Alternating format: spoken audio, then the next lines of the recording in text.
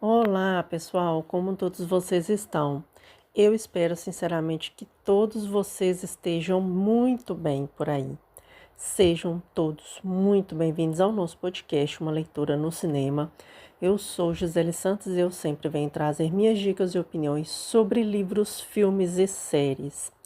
E vocês nos acompanham tanto pelas plataformas de áudio, Spotify, Amazon Music e outras plataformas, e também vocês nos acompanham pelo YouTube. Temos sempre os nossos episódios semanais e outros episódios que possam aparecer esporadicamente. Às vezes a gente consegue trazer na mesma semana, às vezes vai em outros dias da semana, então essa configuração do canal, que do início era de um jeito que acabou sendo de outro. Mas eu quero sempre vir aqui trazer as minhas opiniões para vocês. Às vezes eu sento e gravo depois, fico meditando ali sobre alguns episódios e eu agradeço muito a todos vocês que têm nos acompanhado por aqui, a pessoas novas que estão chegando, a pessoas que já estão desde o início. É muito bom ter vocês aqui, vocês são a razão do nosso trabalho ser aqui nessas plataformas da vida, internet e afins. E essa semana a gente vai falar de algumas produções, algumas a gente começou a ver ano passado, outras a gente começou a ver esse ano, e tem muita coisa interessante aí surgindo nos streams. Algumas a gente vai falar hoje por aqui, outras a gente vai falando em outros episódios dos nossos podcasts, tá? E eu não quero me alongar tanto, minha voz tá sarando aos tiquinhos, mas eu não quero forçar muito a minha voz, não, gente. Eu procuro, quando eu vejo que eu tô caindo pelas tabelas, fazer uma coisa um pouco mais tranquila. E também não quero ficar aqui 50 horas falando com vocês, que afinal de contas ninguém tem tempo para isso. Mas vamos falar então de uma grata surpresa, começando a nossa indicação de séries da semana. É uma série que já tem os seus 10 episódios na Paramount Plus. Você consegue assistir também pelo Prime Video da Amazon, naquela parte de canais que você consegue assinar. É tipo o Globoplay mais canais, porém, nesse caso aqui você assina os canais separadamente. Tem umas pérolas ali maravilhosas de outros canais ali também. E, né, enfim, eu não consigo assinar tudo, mas a gente vai fazendo o que dá para fazer. E essa série é uma grata surpresa, porque eu sou muito fã da série original, que deu origem a essa prequela aqui. Só que a gente teve uma série depois subsequente que não deu muito certo, mas eu não lembro se eu falei sobre ela aqui no canal. Talvez, se eu não tiver falado ainda, eu quero ver se eu consigo falar sobre ela. Vou rever e falar sobre ela mais pra frente, sabe? Mas essa aqui é uma excelente opção para você que gosta da série original e ficou com algumas dúvidas com relação ao que aconteceu antes, como este cara se transformou neste nosso amado serial killer, digamos assim. Então nós vamos falar de Dexter Pecado original, lançado recentemente aí pela Paramount. E aqui a gente vai ver essa dinâmica ali no ano de 1991, que é onde a série se baseia, o ano da série se baseia. Tem um carinha aqui vindo do carro e me perdoem o barulho, mas eu não quero perder este foco. E aí o seguinte, a gente tem essa questão do Dexter começando ali a sua, digamos, carreira ali como esse estudante de medicina. Ele é ali um estudante de medicina. E aí o que acontece? A gente tem, eu tô mudando aqui de ambiente para ver se o carinha aqui do carro me ajuda. E aí a gente tem esse cara ali nos primeiros anos, né, da sua vida, ali vivendo com a sua irmã, com a Debbie, com o seu pai, o Harrison. E aqui a gente vê essa dinâmica dessa família, com o Harrison ainda estando, né, entre eles. E tem aqui umas participações especiais do ator ali que fez Grey's Anatomy, que todo mundo gosta muito, que é o Patrick Dempsey, que é um cara, nossa, eu gosto demais das atuações desse ator. Tem também uma participação especial da Sarah Michelle Gellar, que todo mundo conhece como a Buffy, e tem outras séries também muito bacanas dela que eu já assisti, já tenho bastante tempo, e alguns filmes os quais ela participou. Mas aqui eu falo que é uma série que você vai entendendo como o código do Harry foi implantado. Como que aconteceu essa questão do Dexter, ele ser esse cara estudante de medicina, que a gente viu que ele não se encaixava em absolutamente nenhum tipo de grupo. As primeiras interações da Deb, como que a Deb chegou a ser na agente, policial que ela virou durante a série Dexter, que é a série original, né? E toda essa dinâmica de como o Dexter, ele pega a sua obscuridade e acaba incorporando o código do Harry na sua vida, e como que através desse código ele conseguia se camuflar diante da sociedade de Miami. É uma série que não perde em absolutamente dos primeiros anos da série Dexter. Se você está com saudade do Michael C. Hall, ele está como a voz aqui da série. E eu acho que para quem não gostou do final de Dexter e também de quem não gostou da série Blood, que, enfim, tem essas dinâmicas, né? Cada série é uma dentro do mesmo universo, mas aqui eu acho que para quem tem essa série, nossa, tem os nomes bola da minha cabeça, mas enfim, para quem tem essa dinâmica da série dos primeiros anos, vai gostar bastante, sabe? Gente, remete muito aos primeiros anos de Dexter e até, na minha opinião, até a quarta temporada é uma série excelente. E depois começou a descambar ali para o que deu no final das contas. Mas eu não deixo de gostar de Dexter. Dexter é um dos meus serial killer favoritos. Se a gente pode dizer que serial killer pode ser algo favorito na vida. Mas ficcional sim, né? Vamos combinar que a gente tem aí uns coleguinhas nada agradáveis aí de se conviver na vida, né? Que, sei lá, enfim, depende do tipo de coisa que você gosta. Mas assim, né, não são pessoas muito agradáveis de conviver. E trocando mais em miúdos, as atuações do elenco são excelentes. Cara, que gostoso ver o Christian Slater aqui. Eu que sou uma criança dos anos 80, adolescente dos anos 90, e eu gostei demais de vê-lo aqui novamente. Aliás, a gente vê muitos atores que eram antes do teatro e agora fazem parte de outras produções. É bom, eu gosto dessa dinâmica de a gente desacostumar a ver os atores em umas posições para revê-los em outras e se surpreender com isso. Eu gosto bastante dessa dinâmica, tá? E gostei muito da primeira temporada. Essas análises são sensacionais. Deixa eu ver uma coisinha aqui na minha cola se tá tudo certinho. Realmente está tudo certinho aqui, não tem nada aqui, isso mesmo.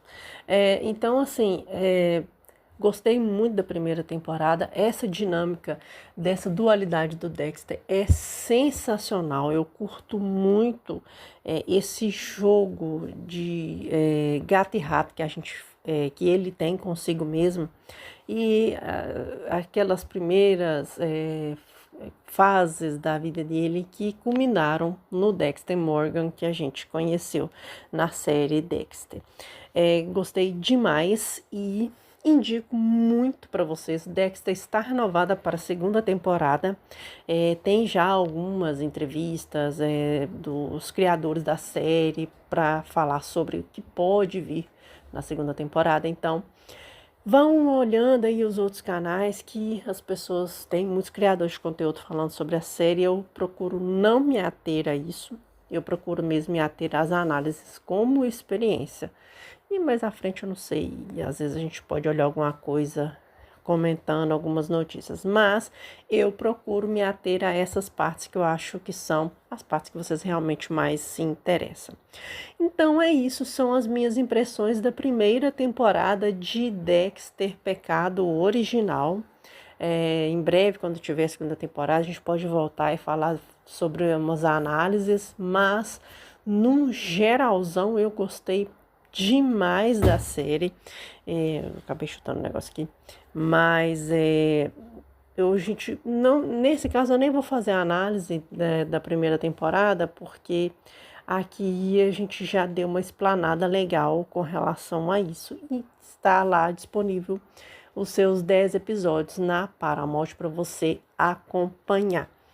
E então nós vamos começar com a nossa segunda indicação de série da semana, que é um documentário, né? Mais um documentário aqui.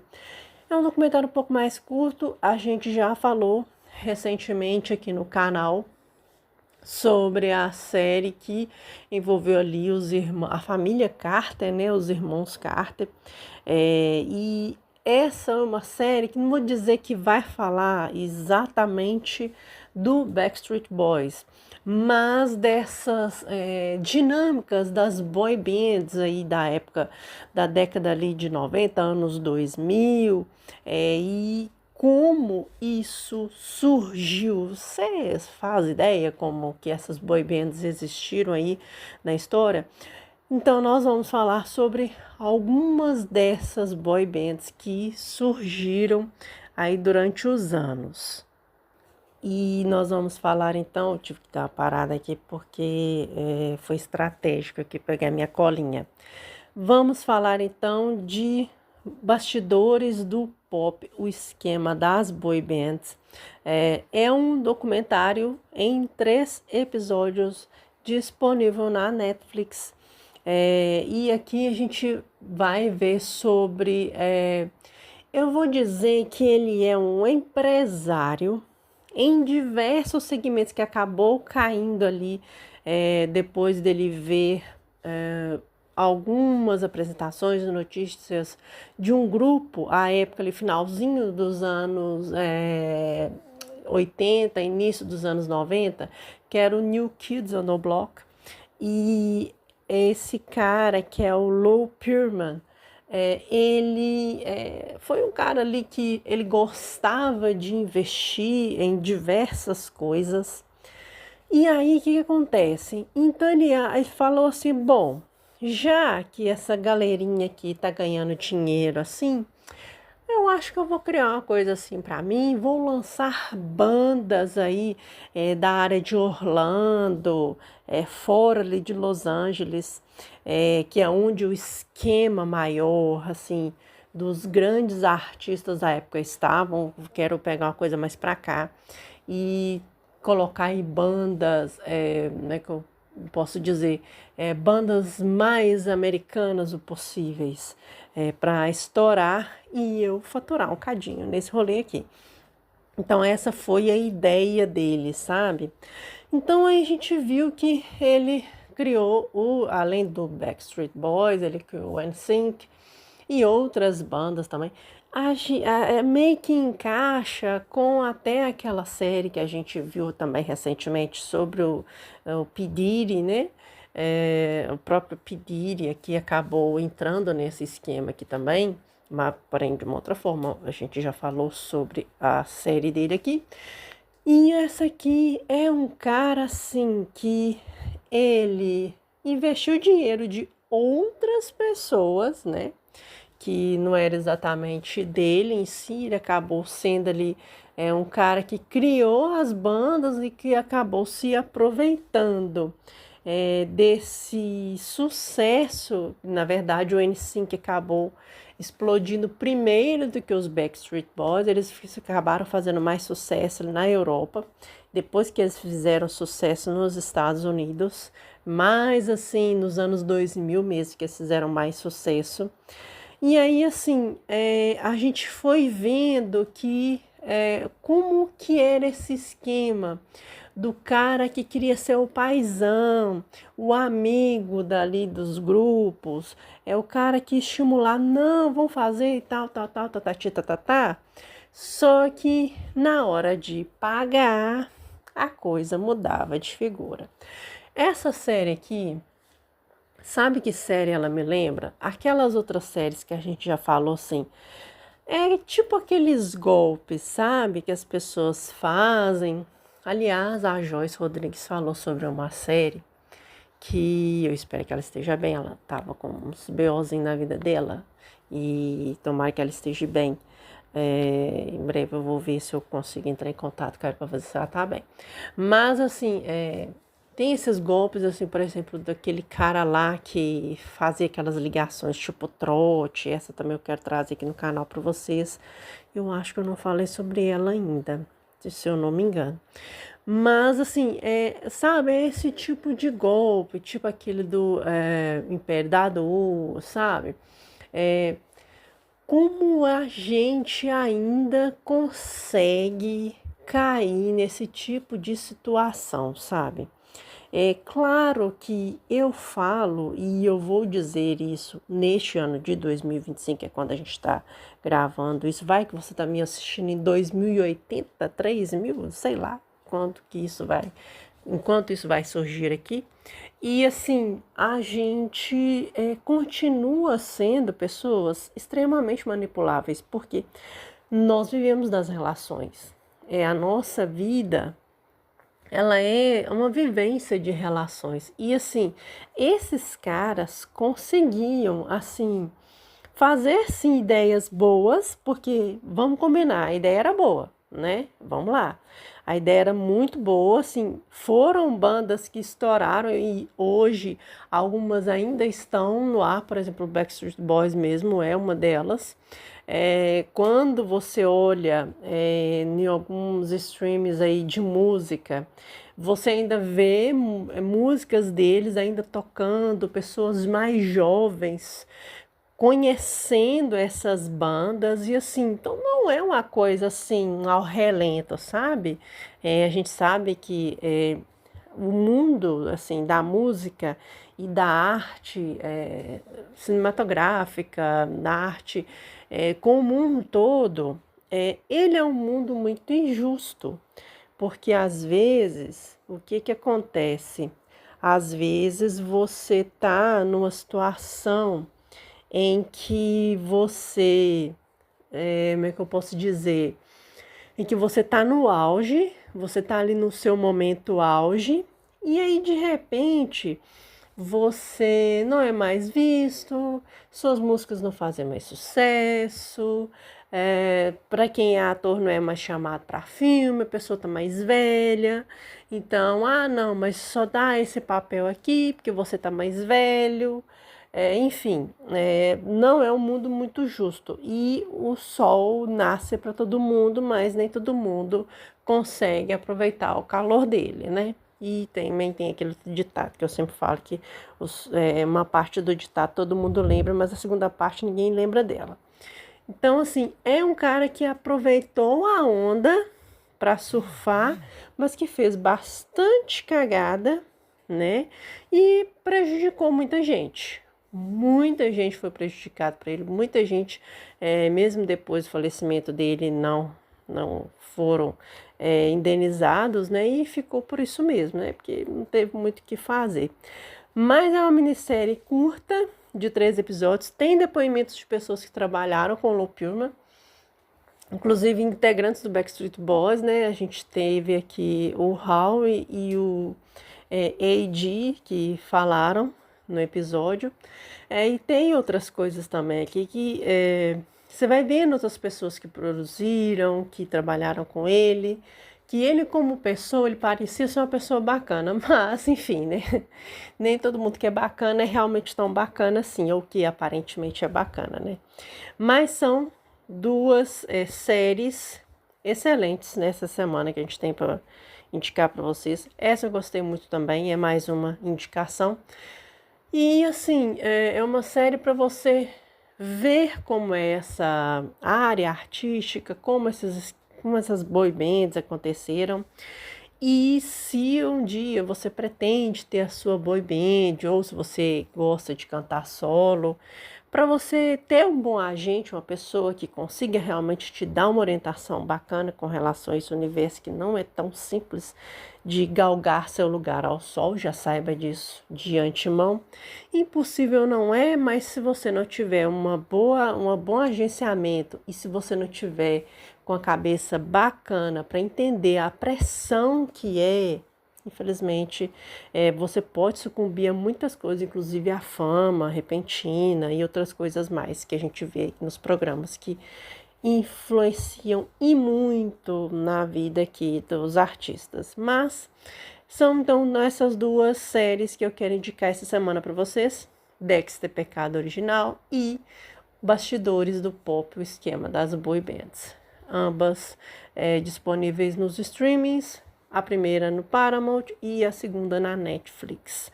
E então, vamos começar com as nossas indicações de filmes da semana. E a gente vai então começar com essas indicações de um filme que eu assisti o ano passado, gostei demais da conta. Tem um livro que em breve a gente vai falar sobre ele aqui no canal também. Eu não li o livro ainda, eu gosto de não exatamente fazer uma comparação dos dois, sabe? Às vezes a gente acaba comparando, mas eu gosto de pegar a dinâmica da adaptação separada da dinâmica do filme. E esse é um dos lançamentos de 2024 que tá na boca da galera, foi lançado recentemente fora do país, está sendo muito elogiado, não está recebendo tantos prêmios como algumas pessoas imaginaram que fosse receber, né? Mas eu falo assim que se acontecer o que eu acho que vai acabar acontecendo, né, devido às quantidades, né, de filmes que existem por aí que são tão bons quanto ele, sabe? Isso pode acontecer, mas para mim ele já é vencedor por existir, tá? Esse é um filme indicado a 3 Oscars, no Oscar de agora, 2025, a melhor filme estrangeiro e a melhor atriz, com a atuação maravilhosa da Fernanda Torres. Então agora é hora da gente falar de Ainda Estou Aqui. Tem gente que fala o nome todo errado do filme, mas a gente vai falar o nome certinho do filme aqui para vocês. Aqui eu vou dar a sinopse do que é o filme. E é um dos filmes que ele tem uma sensibilidade muito natural e eu gosto desse trabalho do Walter Salles, que há muitos anos atrás, né, muitos anos, foi com a mãe da Fernanda Montenegro, em Central do Brasil, concorreu à estatueta e acabou não levando, né, o prêmio para casa. Mas eu acho que esse aqui, mesmo se ele não ganhar a referida estatueta, é uma das primeiras vezes, aliás, que o Brasil está tendo essa indicação de melhor filme do Oscar, e não só melhor filme estrangeiro. Mas eu acho que pelo fato desse filme existir já é uma grande vitória para nós, e as indicações também já seriam uma grande vitória para nós. Então aqui o filme, ele retrata a década de 1970, num período em que o Brasil já vivia o regime militar, né? E começando com os atos institucionais, né? A gente sabe que muitas coisas mudaram com os militares no poder. E a nossa questão aqui, nessa análise do filme, não é retratar exatamente, explicando o que foi a ditadura militar no Brasil, e a dinâmica de quem aprova, de quem não aprova. A minha questão aqui não é essa. A questão é que a gente analisar o filme em si. E aqui a gente vê a família do ex-deputado, porque ele foi casado por causa de um dos atos institucionais da ditadura do governo militar, que foi o primeiro deles, me parece que foi o AI-1, foi caçar todos os mandatos de quem não era a favor do regime. E o marido da Eunice, que é a a principal protagonista aqui da história, que é o ex-deputado e engenheiro. Ele era engenheiro e já tinha seus trabalhos à época, do Rubens Paiva, né? Marcelo Rubens Paiva, que é o autor do livro, é filho deles. E a gente vê, é como se você tivesse entrando dentro da casa da família, sentada no sofá e assistido a tudo aquilo que se passou dentro da casa, né? É a ideia que eu vi que o Walter Salles colocou aqui nesse filme. Porque a gente vê a questão da família, uma família que ela tinha sim uma posse até legal na época. Caso ele foi autoexilado, depois voltou e, né, foi para o Rio de Janeiro, mora ali próximo à praia, em uma casa sempre alegre, cheia de gente. A Eunice e o Rubens, eles tiveram 5 filhos, né? E é uma família que a gente via muito harmoniosa, muito feliz. Perrengue que todo mundo tem, né? Eu imagino que eles também tinham seus perrengues, mas que num contexto geral eles tinham um carinho, uma compreensão muito grande um com o outro. E aí o que acontece? Um belo dia, como um dia qualquer na vida de cada um, chegam ali agentes da polícia querendo levar o Rubens para ele prestar depoimentos, porque parece que ele estava sendo acusado de que parece que ele estava passando algumas correspondências para exilados do regime. No filme, não fala exatamente o motivo pelo qual ele está sendo preso, né? Está sendo levado para depoimento. Na verdade, ele foi levado para depoimento, tá? Se você pesquisar, você pode achar o real motivo. Me parece que esse seria o motivo. Ele estava sendo acusado dele ser, digamos, né, a pessoa que estava levando nessa correspondência da família para exilados do regime. Aparentemente seria isso, tá? Não sei se eu creio que deva ter dentro dessa panorâmica. Só que o Rubens, ele vai normalmente, ele se arruma, vai no carro dele, tranquilo assim. Então, quando você vê a cena, você tá ali sentado no fim do cinema, você tá vendo a cena, assim, eles não estão fazendo nada, não foram truculentos com ele e tal, então tá tudo beleza, o cara foi levado para depoimento, tá. Só que o Rubens nunca mais volta, ele nunca mais voltou, nem os restos dele nunca voltaram para sua família. E a partir do momento que o Rubens vai embora, aí o que acontece? Vocês viram que a casa estava super alegre, portas abertas, assim, janelas abertas. A partir daquele momento, entram 2 oficiais, né? Os 2 oficiais ficam na casa, né? Quando o Rubens é levado. Fecha a porta, fecha a janela, fecha a cortina, desliga som, e não se pode falar nada, não se pode fazer muita coisa. Depois a Eunice e a filha mais velha, se não me engano, são levadas para depoimento. Parece que elas ficam 3 dias fora de casa. E assim, o que mais pega nesse filme aqui, às vezes quando a gente lembra de filmes assim, por exemplo, a própria Fernanda Torres, há uns anos atrás, ela fez um filme que remete a alguns outros detalhes da ditadura, mas de grupos que não concordavam e que eram chamados grupos guerrilheiros ou que estavam envolvidos em guerrilha. E um deles é O Que É Isso, Companheiro, que aliás é um filme muito bom, né? Um filme excelente, é uma qualidade muito bacana mesmo e tem um elenco excelente esse filme. E aí o que acontece? Aqui, quando a gente lembra do Que É Esse Companheiro ou de outros filmes que remetem à ditadura militar, a gente pega muito essa questão da truculência da polícia, sabe? E nesse caso não houve essa truculência. A truculência foi muito nessa questão psicológica, nessa questão emocional. Levaram o patriarca da família e o patriarca não voltou, não pode ter uma vida normal. Prometeram isso para ela, de que assim que ele fizesse depoimento, ele voltaria para casa, continuaria a vida normal deles e fim de papo.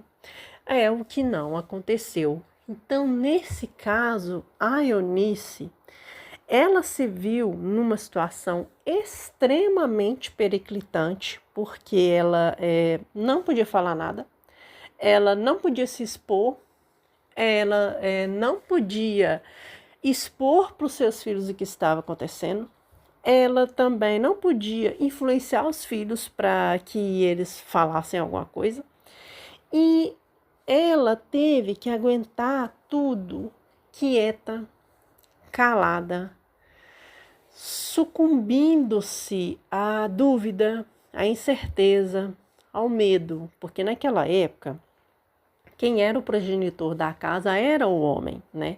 Era um homem que trabalhava e dava o seu seguimento na casa. Então, quem mantinha a casa era o Rubens. E naquele momento, a Eunice se viu sem saída, porque a família dela era uma família, sim, abastada de São Paulo. A Eunice é paulista. Mas o que acontece? A Eunice, ela acaba que ela se vê sem saída, sabe? E precisava manter a casa, nem a empregada pôde ir embora, sabe, para casa. Então, assim, foi um jogo mental que é forte de ver.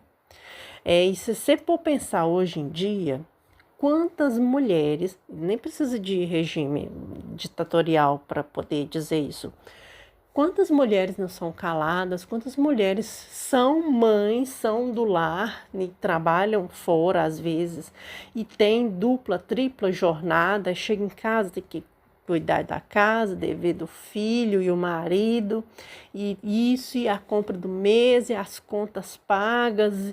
Tem muitas que são elas as progenitoras do lar. Então, muita gente se identifica, né, com essa força que a mulher tem que ter calada, assim, sem poder dizer nada, porque muitas vezes a mulher nem pode dizer nada, porque eu já ouvi isso demais na vida, que muitos homens falando que terapia de mulher é terapia de vasilhas para ela lavar, sabe? Esse tipo de coisa que eu sempre escutei. E assim, é absurdo de você ver isso, porque eu acho que a mulher tem que estar onde ela quer estar. Não importa se é na rua, não importa se é no trabalho, não importa se é dentro de casa, se é no mãe. E tem pessoas que ridicularizam a mulher por ela querer ser do lar, tá? Eu sei que existe pessoas assim, você fala isso, não adianta você falar que não é porque é. Então, a gente tem esses dois lados da moeda.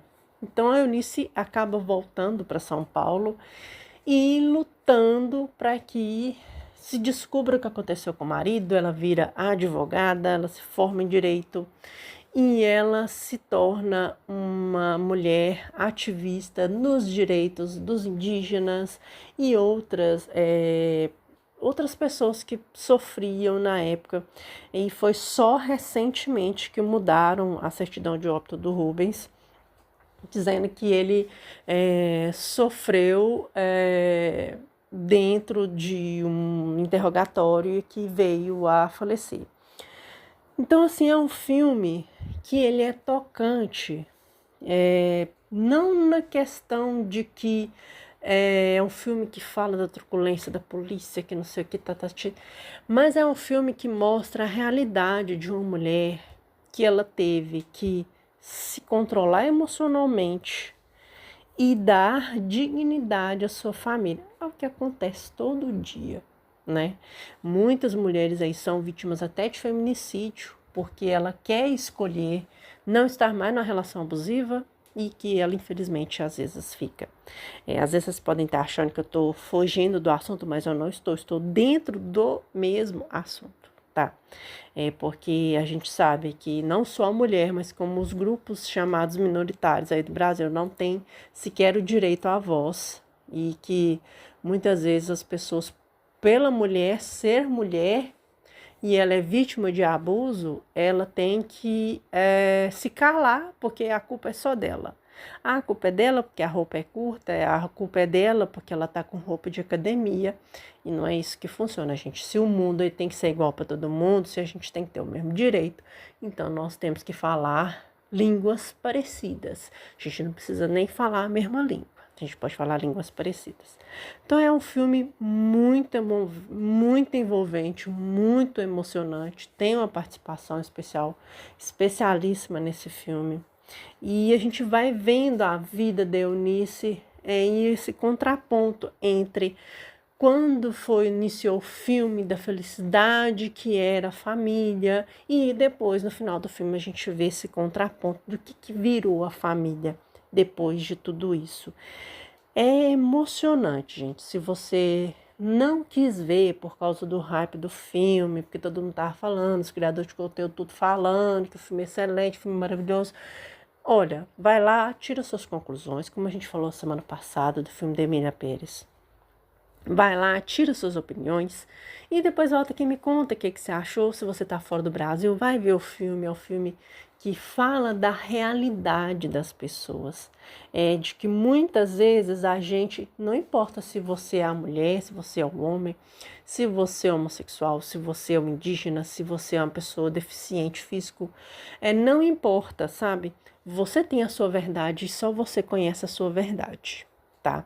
É maravilhoso esse filme e vale muito a pena, na minha opinião, você assisti-lo. Tira um tempinho da sua vida para assistir esse filme. Eu tenho certeza que você vai gostar muito. Essa, pelo menos, é a minha impressão. E, então, essas são as minhas opiniões de Ainda Estou Aqui. Na minha opinião, um dos meus filmes favoritos. Foi o favorito do ano passado, 2024. E esse ano eu venho trazer as minhas opiniões dele para vocês. Aí é o seguinte, nossa segunda indicação de filme da semana não é assim o filme, ai que maravilhoso, mudou a roda. É um filme assim, eu vou te falar qual foi a situação que eu vi ele. Eu vi ele no domingo, estava aqui em casa e tal, falei, olha, vamos à nossa segunda indicação de filme, mas eu não sabia qual indicação que eu daria, vou ser franca com você, sabe? Não sabia mesmo que filme que eu ia indicar para vocês, não fazia a menor ideia. Mas aí eu fui e falei assim, vou pegar aqui o catálogo dos streams e vou ver o que tem aqui pra gente falar. E aí eu vi esse filme disponível na Apple TV, né? Tava ali vendo Ruptura, vendo outras séries que estão ali no catálogo, tem uma que eu quero trazer aqui para vocês também, que eu tô assistindo. Essa eu não vejo ninguém falar sobre essa série. Aí eu fui ver o filme, depois eu vi uma crítica sobre o filme. Ele é um filme super comum. Sabe aquele filme comum, mas que ele tem uma trama que é tipo um romance, né? Mas que tem assim umas pitadas meio que de suspense, sabe? Assim, tem a Anya Taylor-Joy no filme. E é um filme assim, que ele é aquele filme, sabe, temperatura máxima ali. Ele é aquele tipo de filme. Não é um filme terrorzão também, que você vai tomar susto, mas é um filme super ok para você assistir com a família no domingo, final de semana. A vovó vai ver esse filme e não vai brigar. Então, nós vamos de Entre Montanhas, disponível na Apple. Aqui a sinopse dele é super básica, super simples, e nós vamos então a sinopse do que seria esse filme, para que você também, se você estiver aí vendo a Apple, você pode ir lá e verificar sobre esse filme, o que você acha dele. Então aqui a gente vê essa história, tive que dar uma parada aqui para dar uma respirada, porque o negócio tá feio. Esse filme eu até falaria sobre ele na próxima semana. Mas aí, eu vi um outro filme que eu falei, não, vou deixar ele lá para frente, para não sofrer muito de véspera. Então aqui a gente vê esses dois agentes, o outro ator é o Miles Teller, eu achei bacana o papel desse cara aqui. Eu já vi ele em outro filme, não tô lembrada agora. E a Sigourney Weaver também, que é de Alien, vocês devem estar lembrados dela. Bem que ela tá mais velha agora, né? Vamos combinar. Então aqui assim, existe um desfiladeiro misterioso. E dos dois lados tem tipo uma torre. para que a pessoa que vai para lá, a pessoa vai sozinha. É uma pessoa que não pode ter contato com ninguém, geralmente são militares, ex-agentes, atiradores de elite. São sempre escolhidos 2 agentes para poderem ir para esse local. Esses 2 agentes não podem ter nenhum tipo de contato. Eles não podem se comunicar. Eles não podem ter nenhum tipo de relação. É um agente de um lado, outro agente do outro lado, tá? E aí eles ficam ali uma quantidade X de tempo, né? E a ideia ali é assim, você vai no dia a dia, aquele dia a dia extremamente monótono, você vai pegar ali as minas, vai ver se as minas tá ok, se tiver uns buracos ali na parede da proteção, multiproteção ali, você vai ter que ir lá e mexer nesses multiproteção, e sempre vai se comunicando com a base, que está sempre em outro lugar. É um lugar isolado de tudo. Então, assim, tá, esse é agente de um lado, esse é agente do outro lado. O de um lado é o personagem do Times, do Miles, e o outro lado é a personagem da Anya Taylor-Joy. E aí, tem ali as passagens falando da vida dela, ela como agente, ele também como ex-militar. E aí, o que acontece? Eles estão ali e que, por um acaso, eles acabam se envolvendo, né, um com o outro, e ele de um lado e ela do outro. Só que acontece ali uma certa situação em que eles começam a descobrir o que está dentro daquele desfiladeiro, que assim, tem o desfiladeiro de um lado do outro, e aí embaixo é fumaça, não dá para você ver o fundo desse desfiladeiro, sabe? Tem uns lugares que é tipo assim, montanhas, que aí, por exemplo, você olha para baixo, você vê o que está lá embaixo, né? Um rio, alguma coisa assim. E nesse desfiladeiro não tem como você ver nada, tem neblina ali, muita neblina, muita neblina. E aí chega um momento que tem umas criaturas meio esquisitas que tentam subir pelo muro. Aí tem umas partes ali de proteção que quando eles atingem uma certa altura, dá tipo uns rifle automático, começa a atirar neles e tal. E cada um em cada base tem que estar protegendo essa base de cima. Gente, tem umas cenas aqui que tem cena que você vai rir. Porque você fica meio assim, vendo, que é isso? Eu tô vendo que é filme de comédia. Eu falei, não é filme de comédia. É um romance que tem uma pegada meio, é como se fosse ficção científica. Não é Alien, pode ficar tranquilo, tá? Tem a Sigourney Weaver, mas não é Alien. Não é um filme de investigação policial também. Mas tem essas pitadinhas, sabe? Você vai ver eles investigando, descobrindo o que tem lá embaixo. Tem umas partes aqui muito vexatórias, vou dizer assim a verdade para vocês. Mas é um filme assim que você quer ver assim, olha. Eu quero ver um romance, mas eu não quero aquele romance clichêzão. Ai, de coisa romântica, que bonitinho, que lindo, gracinha. Ele é um romance que ele vai agradar a todos, né? Vou ser bem sincera com vocês. Porque tem aquela pegada de ficção científica, tem aquelas criaturas dos esquisitos, parecem galho de árvore. E também tem essa questão da investigação, como é que eles chegam lá no fundo, como é que eles descobrem o que está acontecendo ali, que segredo tem nesse raio desse desfiladeiro, por que um lado e o outro não podia se comunicar, e a gente descobre por que não posso comunicar. Então, assim, é um filme bem divertido, vou ser sincera com vocês. Não é aquele filme assim que você vai pensar, meditar o porquê, o motivo, causa, razão, o que você tem que estar ali.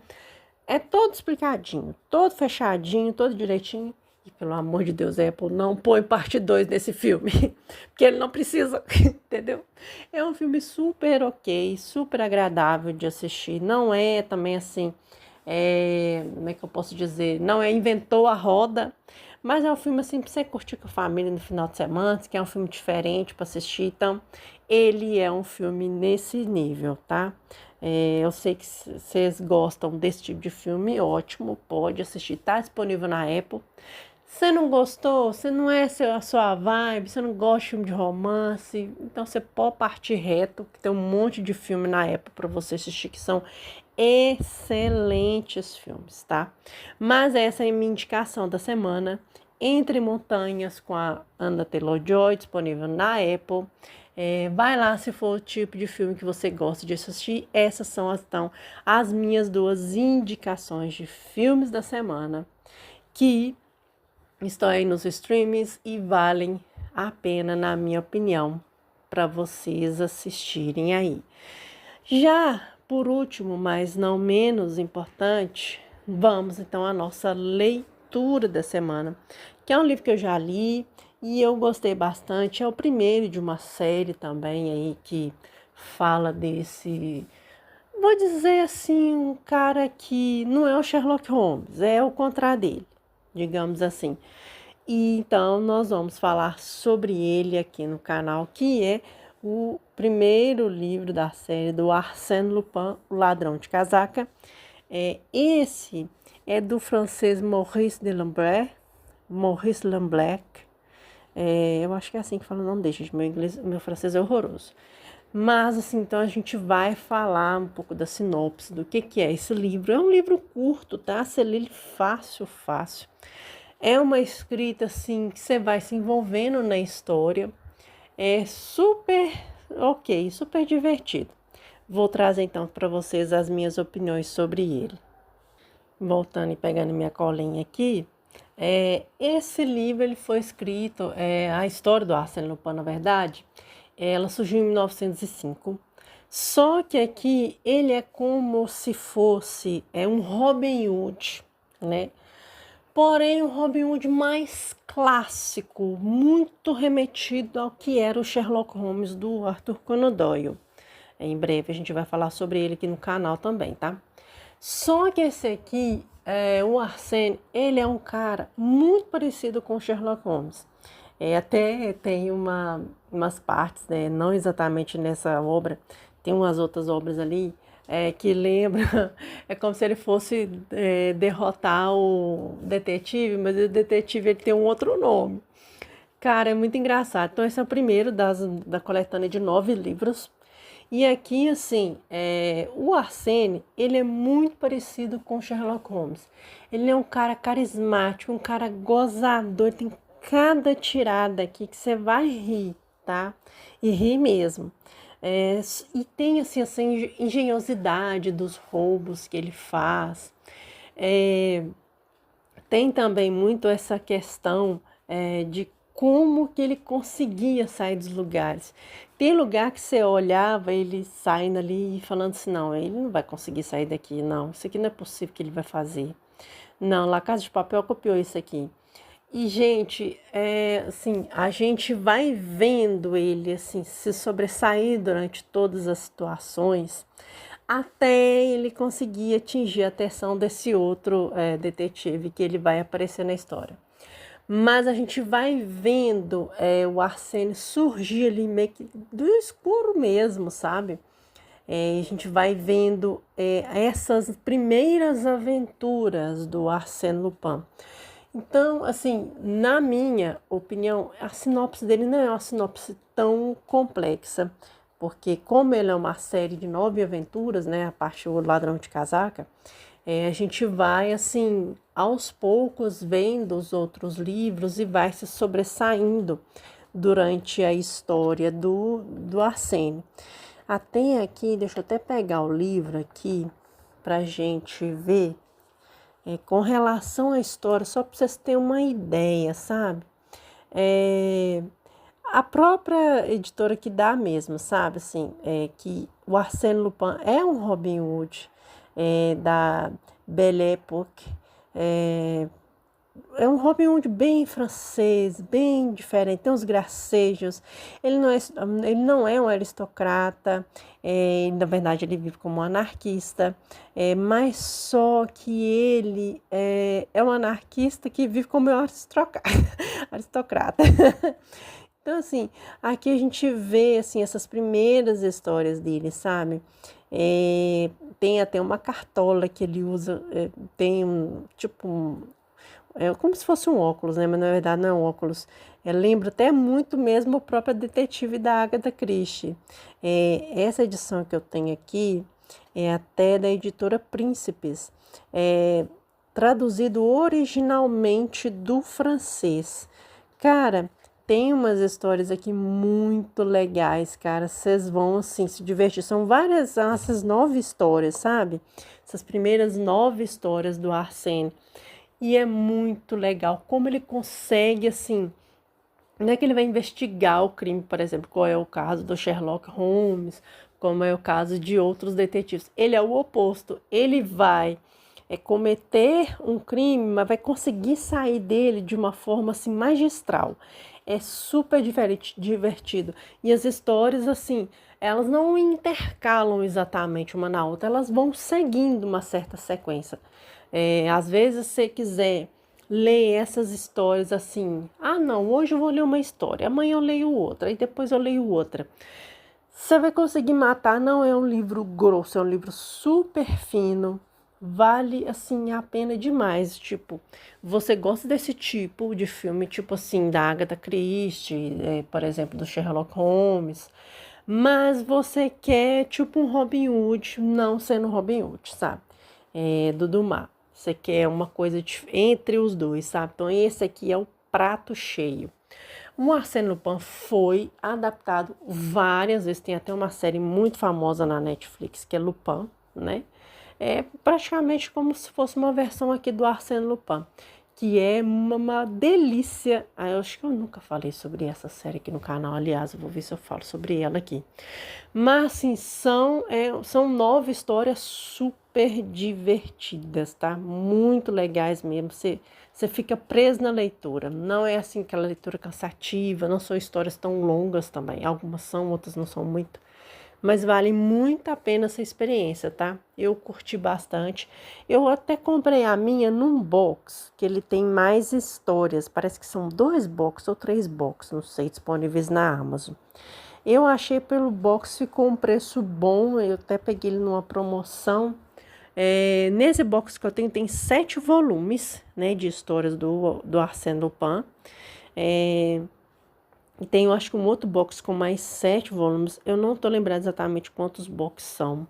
Mas, assim, é uma experiência super diferente, super divertida. Gostei muito mesmo, muito, de verdade.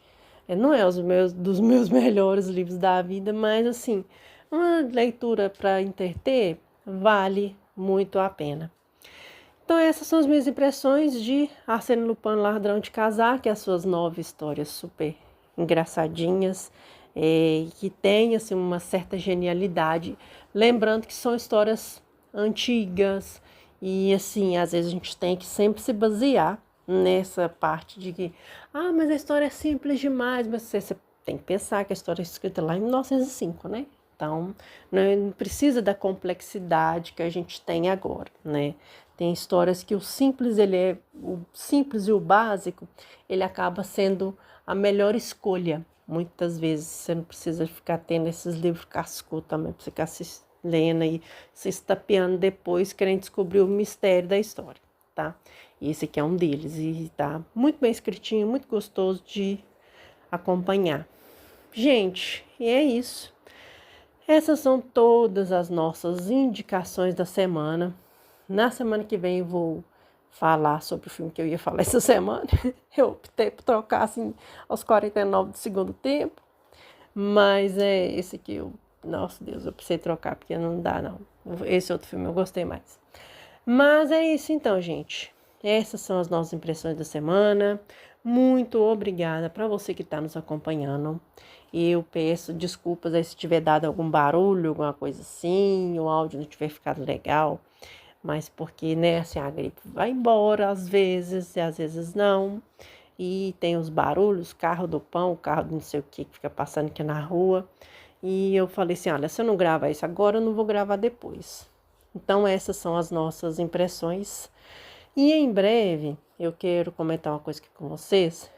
A gente não vai fazer a cobertura de The White Lotus, que já voltou a 3ª temporada. A gente vai fazer um episódio especial comentando a análise dessa 3ª temporada, tá? Mas assim, a gente vai vendo. Eu vou depois fazer um vídeo sobre a sinopse da série dessa terceira temporada, algumas dinâmicas, talvez dos 2 primeiros episódios. São exibidos nas segundas-feiras. Ontem eu já assisti o primeiro episódio, né? Eu tô gravando na terça, para sair o vídeo na quarta. Mas nós vamos nos falando aí, em breve nós vamos falar sobre essa terceira temporada de The White Lotus. E muito obrigada para você que está nos acompanhando aqui. Que Deus abençoe a vida de cada um de vocês. Lembrando ainda que nessa semana nós temos segunda temporada